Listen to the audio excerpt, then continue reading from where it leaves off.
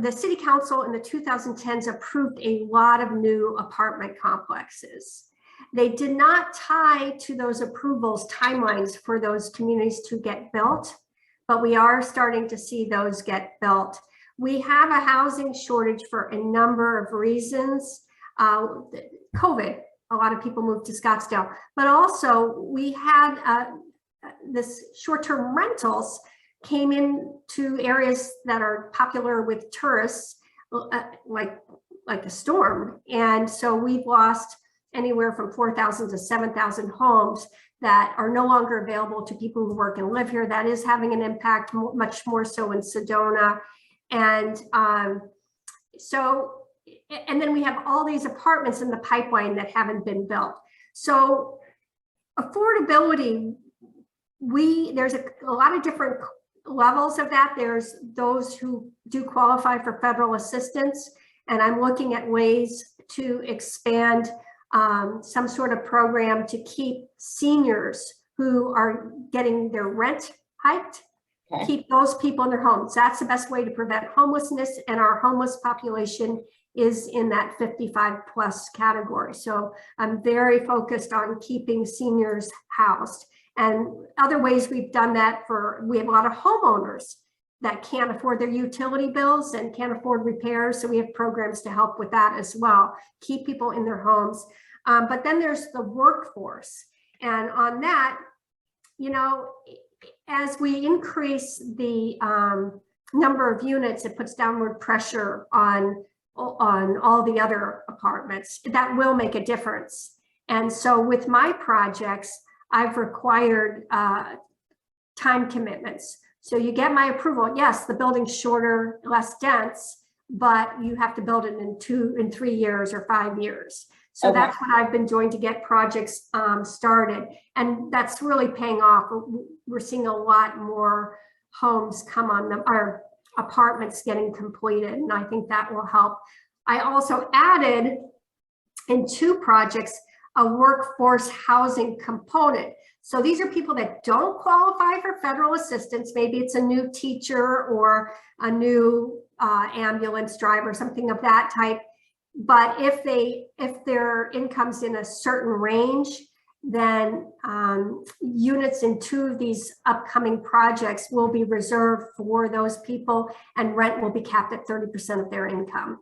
So those are some of the steps we've taken.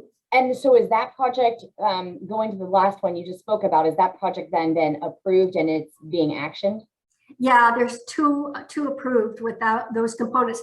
Now there's a 3rd project that is slowly moving forward right next to Osborne Hospital. And I've been told that will have 10% workforce housing. You know, people think that cost of living is how much mortgage or how much rent you pay. It's transportation, food, it's quality of life. If you're safe to walk in your area, utilities is a big one. Thank you, John. So so we look at everything. So Osborne Hospital would be a real win because the jobs. And so again, great, innovative. Hadn't heard about it until this type of conversation. So is what you're talking about with really having those dedicated spaces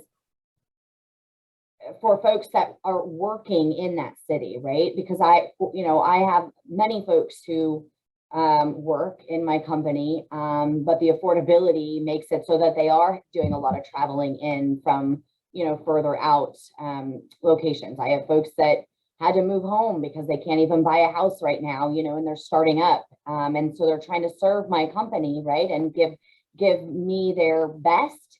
In the meantime, though, everything is just skyrocketing. So they're spending 45 minutes trying to travel in. And I am a firm believer in seeing their faces at this point. So we don't have a huge telecommuting policy at this point. So is this new for the city? Have you seen it work in other cities and that's where you took the idea? Or would you say that you're kind of on the leading edge of having that breakout of the division? Definitely brand new in Scottsdale. So these projects that I worked on were first. And the model comes from California. The first developer was Toll Brothers, and they reported success in other cities and other states with this model. It's a tough one for us. The legislature really ties cities, municipalities' hands in terms of what we can do and what we can require of a developer. So we have very little ability to regulate for this type of thing. So we have to negotiate with developers to volunteer such solutions. Okay, so they have to, okay, thank you. So the developers have to be more forward thinking and offering that up to be able to get work like this done, which then would stifle maybe a city who isn't as creative because it's prohibitive by the state legislature to even be having these more forward thinking conversations. Am I hearing that correctly? Yes. I would say, you know, people ask me, you know, didn't you get elected to stop development? Well, no, I was elected to stop bad development, not delay it. Yeah. So every one of our policies is designed to tilt the playing field heavily in favor of the highest quality developers that solve the needs that we have today. And those needs include open space, urban heat, and affordability. Those are some of the needs. And also protecting the character of Scottsdale so that we don't lose our edge as the international go-to destination for the Southwest. Yeah, and when you start building high density, when the city focuses on building more of that high density, not single family homes, but high density, what do the naysayers say? Because I mean, I live pretty near like 24th Street in Camelback, and I mean, holy guacamole, there's just so many apartments going up to where I'm like, I need bicycle lanes, I need little commuter buses at this point, because there's so many cars on the road in such a small space. How do you all, and how do you as a leader in the city, how do you think about that balance between affordability, reusing land, but controlling it so that you possibly don't have too much high density and getting around your city is even more difficult? How do you balance all of that? Yeah, so you know, I always say no is not always the answer. Or in fact, it never is. It just delays bad development. But by requiring public open space, another thing I require of all developers is pedestrian throughways. So don't come to me with a gated project where people have to walk around a really hot city block next to a busy road to get somewhere. So all the projects I have approved create these pathways. And I had this one project in the 11th hour. My attorney said, oh, well, other than the restrictions, this is protected for all pedestrians. I said, what restrictions? And they said, oh, skateboarders aren't allowed. So I called the zoning attorney at 6 in the morning. And I said, I will vote no if you don't open it up for skateboarders. And probably a lot of people will be mad at me for that. But when I say pedestrian, I mean everybody. Yeah. We need to, and so he did. It was no big deal. In fact, I don't know. So the idea is to create ways for people to get around. Also, on my watch, we've added a lot of bike lanes, a lot of pedestrian infrastructure. But so if you require open space, if you require pedestrian throughways, if you require bigger trees and more landscaping, and you do two things: you reduce the density. Also, I just don't approve the real tall buildings that are allowed downtown because I do worry about our character. But when you do that, you reduce the amount of density and you increase the amount of people who aren't using their cars. Okay, great. Let me check the chat here. Okay, so we have, and I think it's a little bit to energy. So again, I'm going to wait to the energy because that's a water energy question. So give me a second on that, Nick, and we'll get there. So we've discussed then your open spaces and the preservation, the development, the affordability. Again, I know that there is that balancing act between, making it so that we can do infill projects and really honoring the, larger homes, in North Scottsdale and why people move into the city of Scottsdale. So I appreciate that balancing act that you're having between maybe that southern part of Scottsdale that I'm thinking about, that a lot more businesses, inhabit and are a part of, versus maybe the North Scottsdale, a lot more residential, more open space in their own properties. And I should also just mention, we're actually working hard to get our trolley system to work. We know it's all or nothing. You want to set a trolley to show up every 20 minutes, nobody rides it. But if you set it for 10 minutes, you get the ridership. So, and getting the routes right.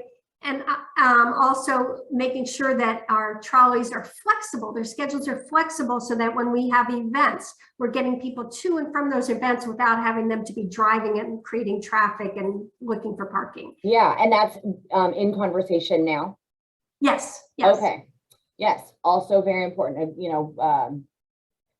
and I guess that would be important too, because again, there's March, everyone arrives in the city of Scottsdale. So for all of the festivals, whether it be salsa or baseball or some culinary event. So it's going to be, it's times like that, I would assume that would be beneficial to keeping traffic down and not making it that we all want to not arrive in Scottsdale just because of all the tourists that come through. And experience high. We want those tourists to just, if you're just flowing and everywhere you walk, it's shady, it's nice, and it's safe, that you're coming back. Yeah. And whether you're visiting from Gilbert or visiting from, Japan. So that's what we're looking for. Awesome. So then I will transition then into your the conversation on water. So here's our utilities. Let's start with the questions that came through on water, electricity, renewable energy. So first one, the most recent one, my water bill is this person's saying, my water bill is too low. It's about $50 per month with recycling and waste disposal included. And I have a pool. Shouldn't I have to be paying more than that for the increasing scarcity resource, which I know we're going to be talking about on even the bill that Governor Ducey just signed on the $1 billion investment in infrastructure and, forward conversations. So you can answer that however you choose. You can start the conversation and answer it, or answer it directly, and we can circle back around. Yeah, so I think that water is relatively cheap here. There were steps taken to make it so what we do is we have, I think it's a minimum level of water that's required of households, and we try to keep that low, that price very, very low. Where we'll be seeing increases are on the kind of what I would call the water that you can choose to use if you want to, but is not needed to survive.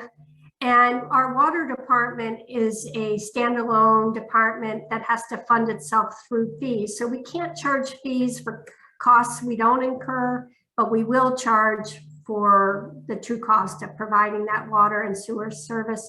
So I would expect those higher tier water users to see higher bills, but we're starting at a pretty low level. And we've made big investments already, and we're tapping into those to create more secure water.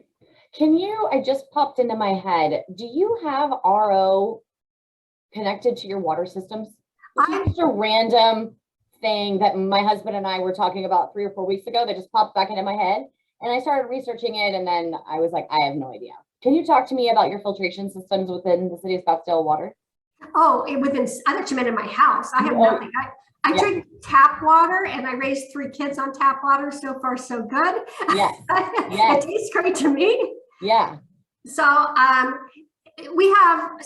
the city of Scottsdale is one of 3 treatment plants has one of 3 treatment plants in the country that does turn wastewater into drinking water quality.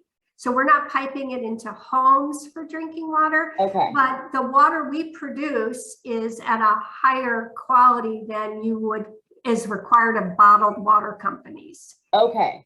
So And you're one of three, so I'm just gonna push you a little bit more on. So you're one of three municipalities in the country that has it. So you turn wastewater, but you don't deliver that way. Tell me again, give me more details. Because now I do have RO. I grew up on it that way. My mom, so I had a soft water unit, and then we had an RO system early on. So all I know is RO water. So now I'm just a water person. I just like really like great water, and I don't want water bottles.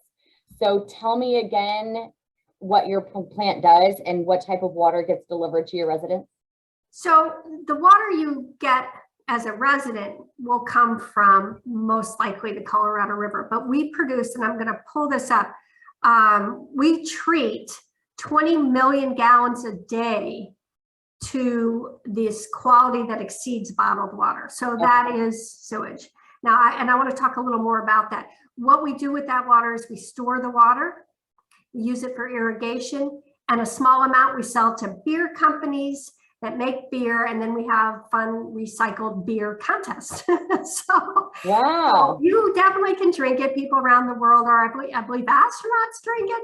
You know, so this is one of the, we have two new sources of water: recycled water, conserved water. Those are our best, cheapest new sources of water. Scottsdale has invested heavily in both. So we are not piping that water into your home, but that water, there are so many uses between storing it and your home that could really help us have more water, you know, get us to the next 10 years of investments. And then, so then is the quality of water that's piped into the home different than maybe another surrounding municipality? Do you treat your water differently than others do in another municipality?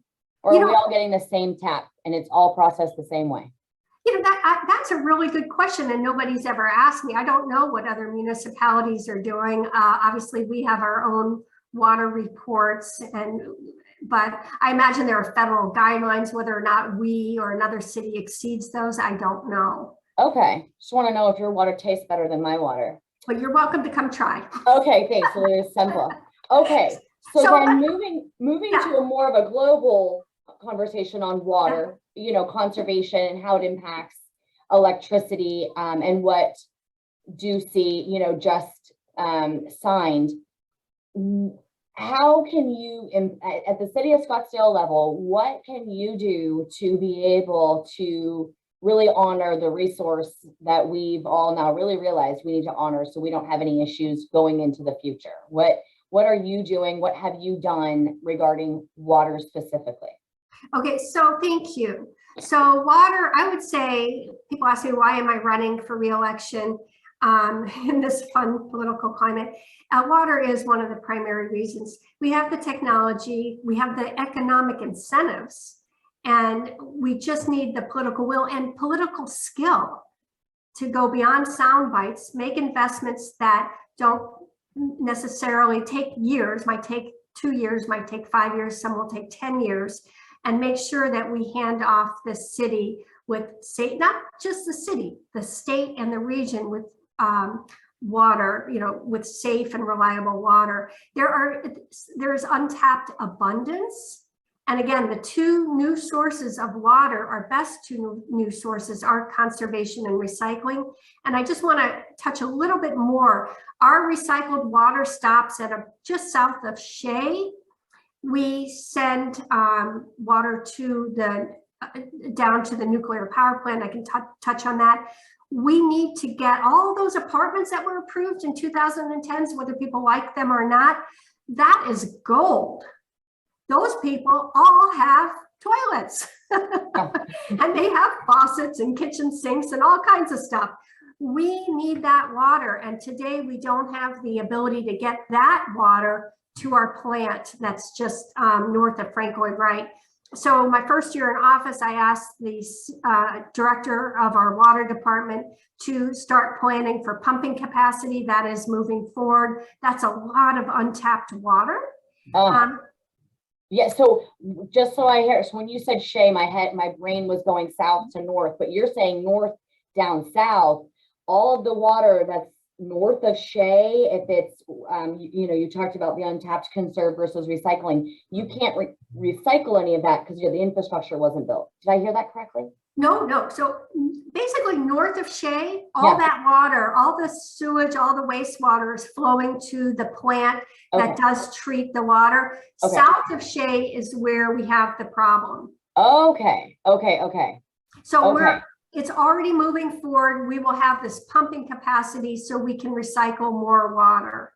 Wow. And it's significant. Again, just with the little less populated part of Scottsdale, we're already treating 20 million gallons of water. So, and I want to talk about another recycled option. Down south, we had water that had levels of toxins, so we couldn't use it, groundwater. It's near the old Motorola, which is now General Dynamics. So we just opened up a new RO facility this year. It was this year or last year, and that formerly not potable water, we're now treating it, and 5.4 billion gallons of drinking water a year is being pumped in, is being used in homes. So we've increased our water portfolio quite a bit. So the message is that there's this untapped abundance. I just want to also point out that in Scottsdale, 70% of our water is outdoor water. And that's where we're really targeting conservation, because once you water your plants, we can't get that back. When you turn on your kitchen sink, we can. Okay. And when you say outdoor, what, obviously golfing. Yeah, too, so. Right? You're not targeting our golf courses, are you? Oh, well, golf courses can use a lot less water than they're currently using. So we're not targeting golf. Okay, thanks. Just for those watching, I don't want you to talk about outdoor. So are there golf courses that are bringing new technology or new design? I used to work down the hall from Hale Irwin, golf design, right? So it's like, are even golfers thinking about new ways to build, similar to like the Toll Brothers, thinking about new ways to build? Absolutely. And I'm sure that, and golf courses are in my next 4 years, because they're actually not, golf courses, many of our golf courses have invested in purple pipes. That's using our recycled water that we talked about. Okay, great. So we have about 7 that have not, 7 or 8 golf courses are on either river water or well water. And those aren't sustainable, right? But you can use much less and still have a good experience. I'm not an expert on that, but our water department is targeting these larger water users, because remember, the fees that are fee-based is in tiers. And so HOAs, golf courses, any large water user is financially motivated to have that same quality of whatever they're doing and have a lower bill. And we're working with those entities to do that. Okay. So I know you touched on a number of things. Before I pivot into, solar and obviously water and other means to create electricity that use water. I know you talked about the nuclear power plant using water, something that many people don't know. Solar systems create kilowatt, or you as a homeowner will buy, or business owner buys kilowatt hours from the utility. So a solar system can create kilowatt hours, very similar to a coal plant. That is the unit and how you measure energy. So solar energy, when you create a kilowatt hour, you use no water. Coal, when you create a kilowatt hour, you use a gallon of water. So currently our makeup in our state is 13% is still coal, but also natural gas. I believe it's about 43% of our energy that we have in our distribution grid here is natural gas. And the more recent power plant that SRP is proposing, which is a gas, is water cooled. While it might be efficiently using water, as what some would say, right? it is still using water. So do you have any thoughts or comments around that as a conservationist and an energy person?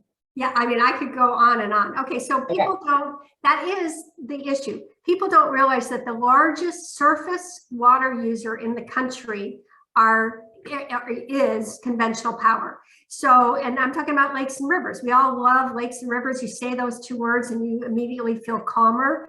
But those lakes and rivers are being dried out by conventional power plants, which is coal, natural gas, and nuclear. So that is a huge problem. Well, it's not a huge problem. It's a huge opportunity. A huge opportunity to protect our wildlife, protect our wild places, and conserve water is transitioning to renewable energy. In Arizona, or in Scottsdale, the 40% of our wastewater goes to the nuclear power plants. So kudos to the Palo Verde Nuclear Power Station for not using river or lake water, and I think almost 100% of Tempe's wastewater is used to produce these kilowatt hours. So we have, again, this huge opportunity. I just want to state that energy is water, water is energy, and that's what people don't understand. So the largest electricity user in the state is the canal system, the CAP. And that electricity is coming from basically the largest water user. So it's a cycle we need to bust out of. And the CAP is, you know, they're looking to diversify their energy portfolio. The city is looking to diversify. We've already approved a 1 megawatt solar installation to power one of our big facilities. And we're doing a lot more on that. But just think about that, 40% of our wastewater, we'll be doing this for another decade or so, but we actually have much more wastewater that we're trying to treat beyond what we're required to sell to Palo Verde. But and then other than your the mention of the 1 megawatt to power the plant, so you're using it, what else have you done and or is in your forecast when getting reelected on really focusing on water and the energy transition? What else are you focusing on? Well, a few years ago, I keep going backwards, but a few years ago, the energy efficiency rebate program at the state level was going to sunset. So the cheapest, I'm an engineer. We always like the cheapest, simplest solution that happens to be the greenest too. So the best power source is the power we don't use, the power we don't create.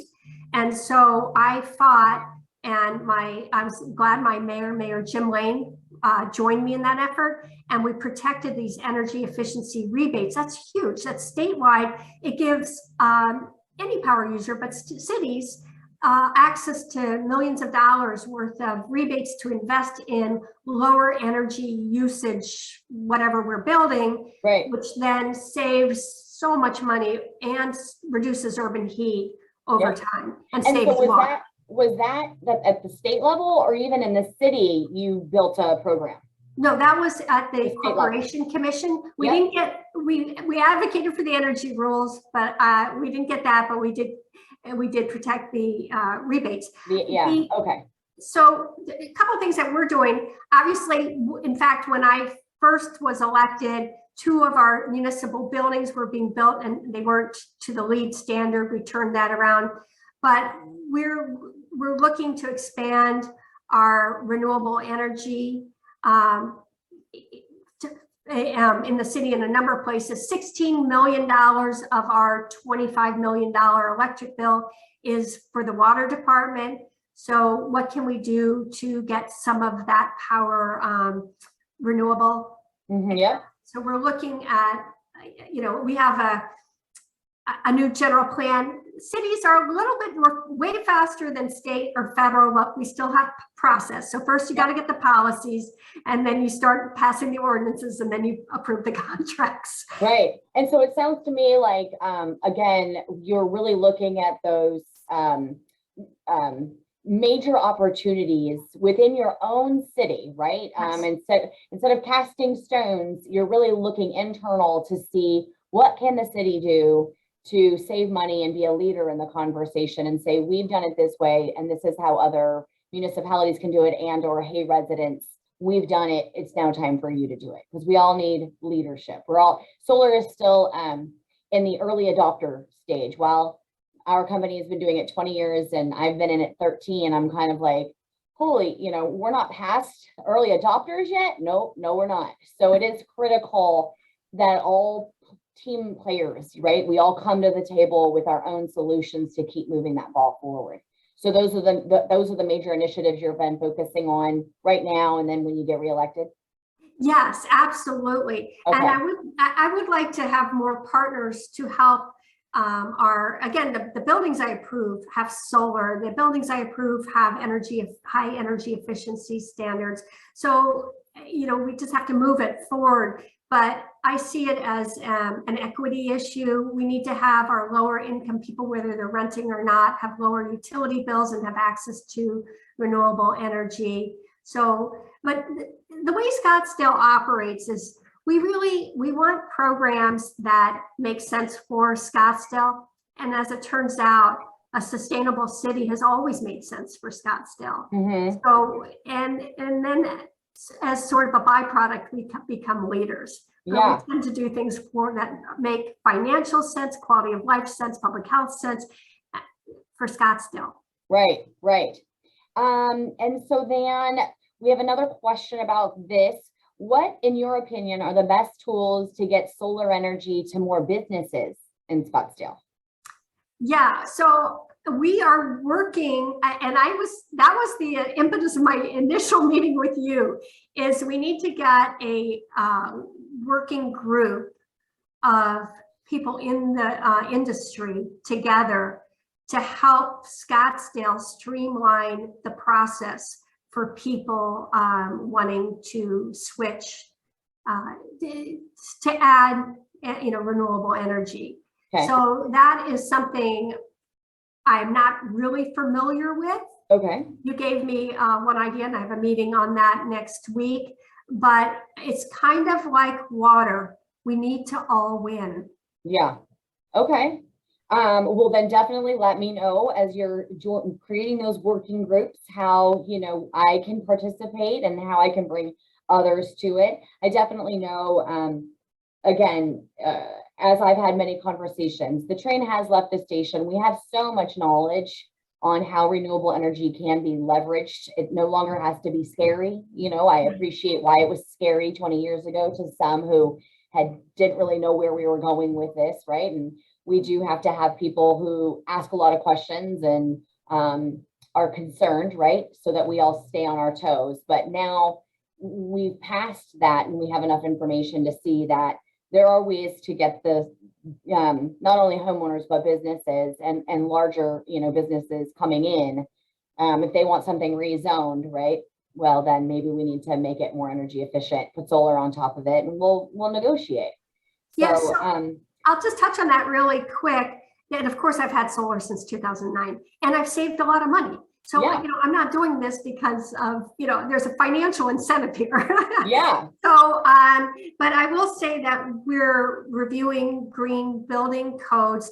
We were the first in the state to have green building codes, and I'm working hard. There's again a lot of laws at the state that prohibit me from doing certain things, but we're trying with Anthony Floyd to really raise that bar again, so that it benefits the type of development and the type of developers that want to do right by their children and their grandchildren. Yeah, no, it's very, very important to raise, and again, just to continue to say, this is what we've done, this is what we know, let's take a step back, see how it's impacted us, and then be able to move it forward. Yes, absolutely. Anything where there was one other question, we might have touched on it, but I just want to verify. Why is green energy important to the city of Scottsdale, and more specifically to you, a council person?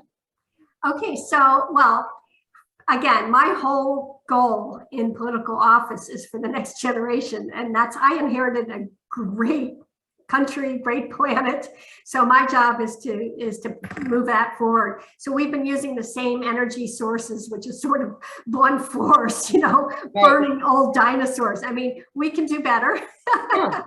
And we can save money in the process and create a whole lot of jobs. So climate change is something that is one of the next generation's biggest threats, our current biggest threat, but it's the best economic opportunity we've ever had to strengthen our ingenuity, strengthen our build innovation, and hire millions of electricians and plumbers, jobs that are high skill, high pay, and can't be exported. So we have an incredible opportunity. Today, Scottsdale sends $26 million every year to power companies. APS, I think, is headquartered in New Mexico.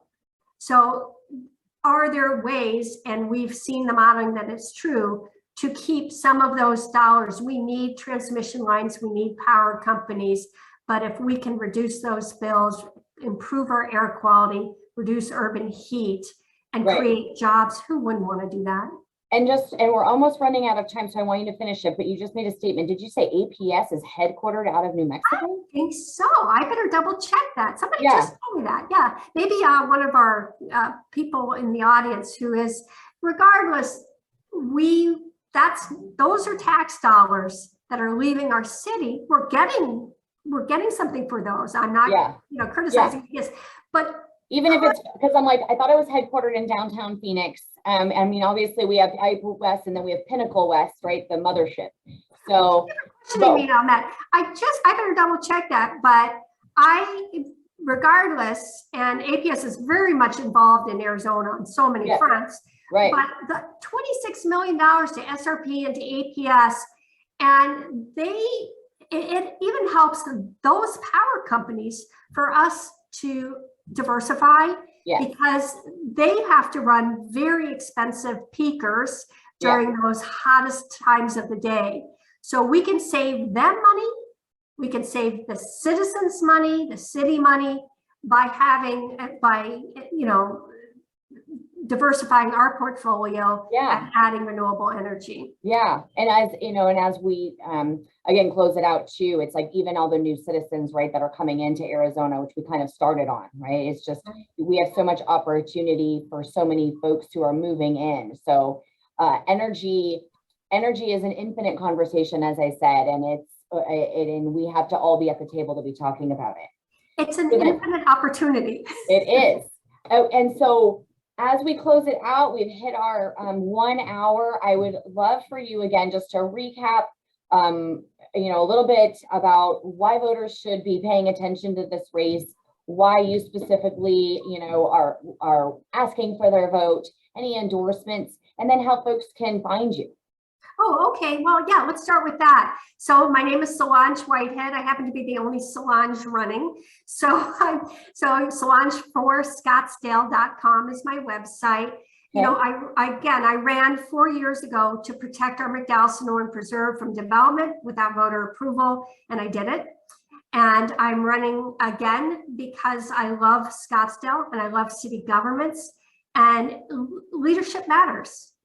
And cities matter. So we have a beautiful city, and we have many opportunities from development to renewable energy. And I'm very actively involved in all of those. I have many successes, which can be seen on my website.